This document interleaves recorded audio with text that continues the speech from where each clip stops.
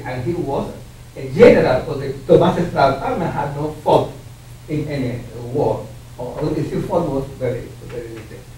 So, the second president that was the status known in the President Avenue for his own department was Alfredo Sayas.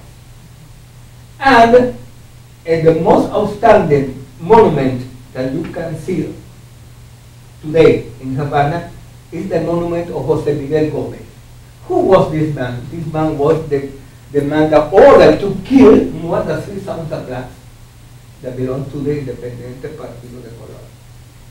So when the revolution took power, what happened? Well, what all the revolution used to do, put down all the status of all the presidents. Tomas Estrada Palma didn't want it to put down, and you can go to Havana and you see there are shoes on the monument. That's the only that is left of Tomas Estrada Palma there. Well, and what happened with Jose Miguel Gomez? He disappeared. But recently, not many years ago, one day, oh my God, what surprise! The monument of the president that killed so many blacks was placed in the original position. So many people began to complain. The Cofradía de la Negritud, his president, Roberto Mesa, was the first that began to make a campaign going there and saying, how is this possible? Blah, blah, blah, blah, blah, blah. And the group of Session back here, and they say, two very, very, very good friends of mine, I would say that my son and daughter, they are singers in the rap movement, and they made a song, a rap song, that said that we have to put down, we have to destroy, because this, because of blah, blah, blah, blah, blah. When I read that, I said, first, I don't agree, because destroy is not the better way to construct a new way of thinking. But at the same time, and I said to them, but I remember in one movie, because it's for what I remember, the one Pope, I think that was Galileo. Galileo, you know, that he was accused of blah, blah, blah, blah. And there was a conversation with the Pope, and the Pope said that it's convenient to the church that there were people that do different things, because that made the people to debate to analyze. So, despite the fact that I don't agree with the letter of the song, I applaud that they have written that song, and that song is sung everywhere in Havana. And it is also that change that makes the change. They say we have to put down to destroy the monument, despite the fact that the historian of Havana, I don't remember his name, but I will remember before I finish, because he's a very outstanding man, because the monument was replaced because of his decision to replace the monument. And I say, I don't want that the monument be destroyed. What I want is that at the same place where there is something that says who he was, because he was president and he was general, it's because he fought in the independent war. He was a popular man that during one time of his life he did wonderful things, and because of that he could reach to be president. But now, put in the other side of the legend that saying that despite the fact that all wonderful things that he did in the 19th century, now he was a killer, and he was beside, there is a saying, popular saying that says because he was nicknamed Tiburon. How do you say Tiburon? Shark.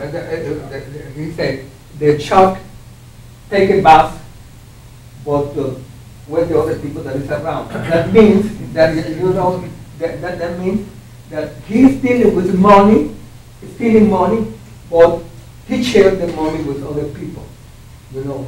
And that is a saying that says, General Jose Miguel Gomez se baña, José Miguel Gómez se baña, take a shower, pero salpica. Es decir, que lo que él está robando comparte con lo demás. Eusebio Leal. And the son say, despite the fact that Eusebio Leal doesn't want, we have to destroy it. We have to, and Eusebio Leal is one of the political and cultural person more outstanding in Cuba. In other period, I don't know what happened with Bahia and Alexei, but they are basically singing, traveling around. So, yeah. Other questions? At the beginning of your conversation, you talk about solares. I guess you mentioned that black people or Cuban people used to live there and still live there. Would you tell us, what do you mean, how they live in solares? Well, It's not easy to because think it's about. like like in the United States. Not all the people are able to live in wonderful houses and well managed. Who were the blacks that contribute to the creation of the middle class or millionaire class of the black people in this country? Those who had collaborated, who had worked with the enslaved people, because they knew how to have good manners, you know, and they could, after the Civil War, to take advantages of all the good things that happened in that moment. Surely what happened. And that was the beginning of the black middle class in the United States. Tomas, can you, I think the question is, can you describe or explain what a solar is? But that is in my direction, but Okay. you know that when I begin to speak, I don't know how to stop. So, but I want to say that because in Cuba, when the abolition all the slaves were free, the slaves, there were domestic slaves, but there was not a program to prepare the slaves to live in a free way, you know. So they began to do the more hard work in the society, and there were some, a very small minority of black people that had all the possibilities, but the majority were very poor. They were illiterate people. They didn't have the possibility to study, to advance in the society. So they had to leave, because remember that in the slave people, they used to live in the barracon, despite the fact that there is other way of living during the slave in the slave time. But the majority lived in the barracon. The solares became barracones, because in one, for instance, one space, in one room, like all what we have here, could live a family of 9 or 8 members. So the Solares was a place where many things, bad things happened because of many. I will show you something, because you know I have to show you some books, but I don't know how, you know, some books. So in the Solares, there were small Solares, big Solares. For instance, the houses where I used to live as a slave owner, when those spaces were rent to the poor people.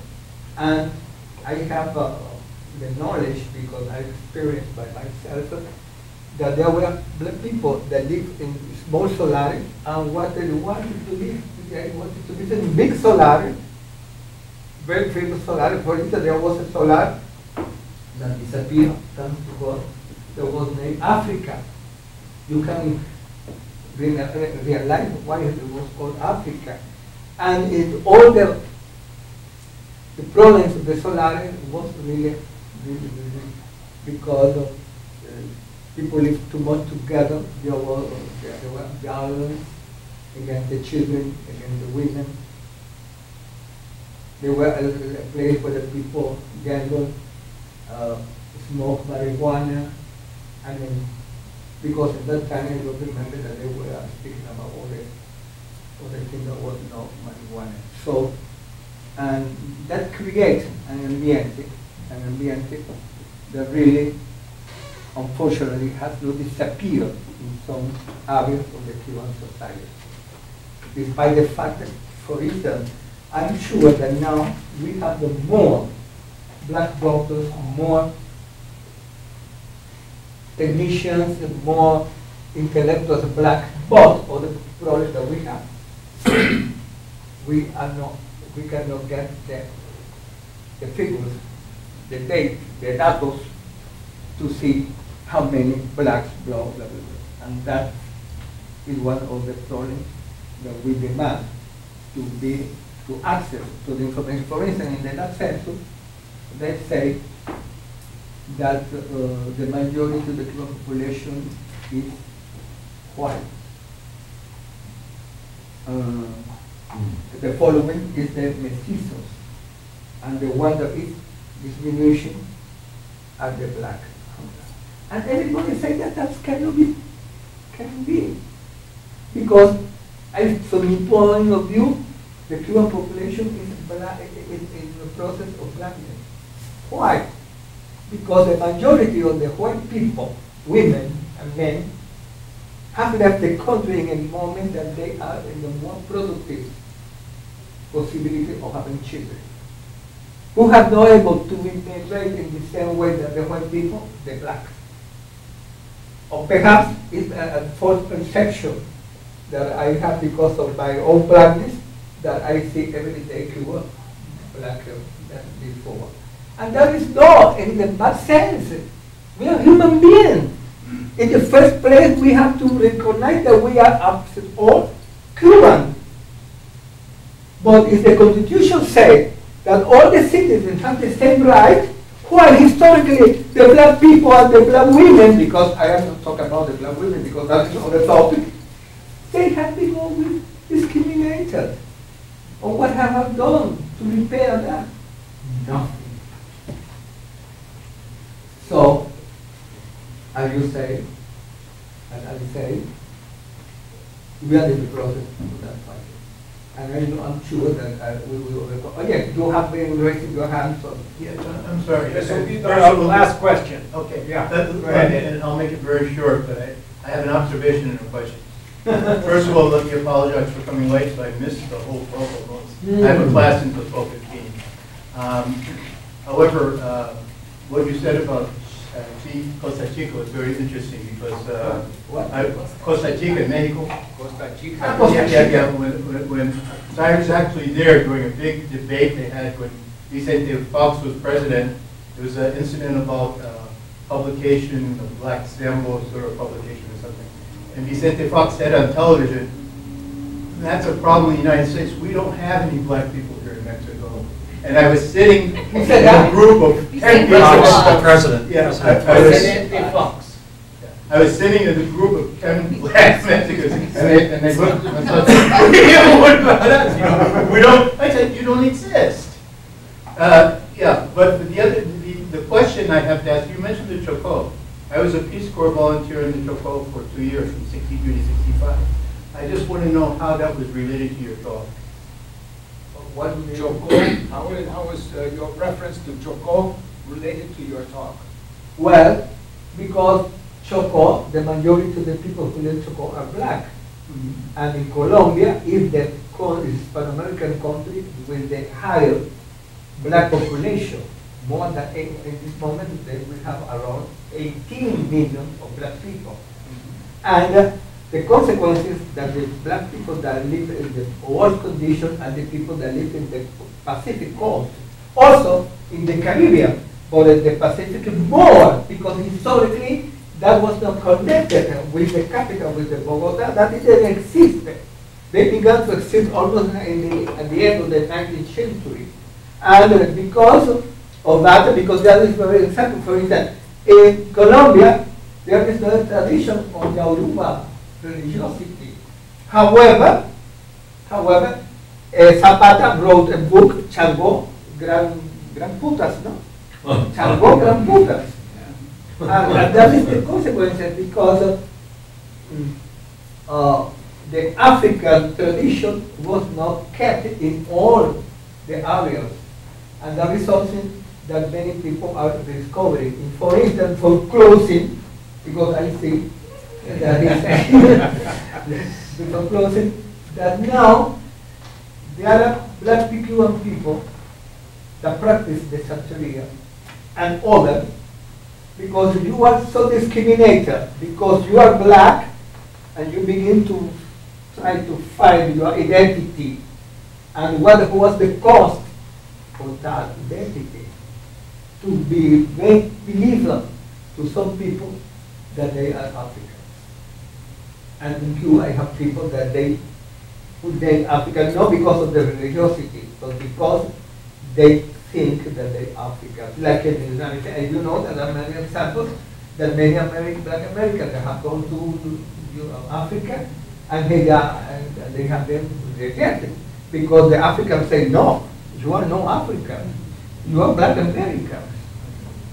Because to belong to an African identity, you have at least to practice one of the religiosity, to know the language, and to dress in that way.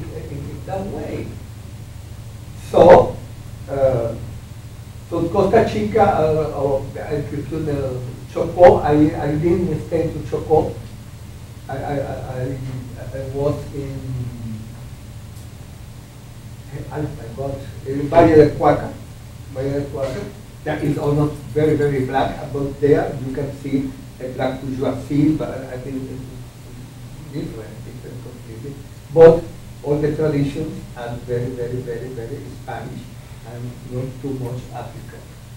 For instance, I have made research in Mexico, and I have not found a black Mexican that practice the Santeria.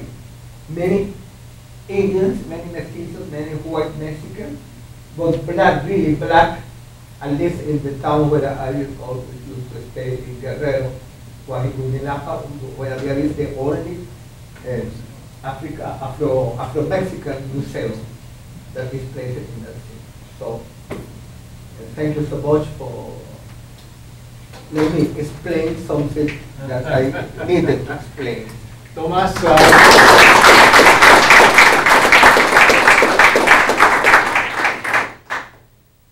he may be small, but he has a big heart and lots of pasión.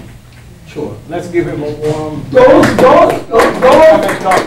who have no passion for what they do, for what they make life more happier.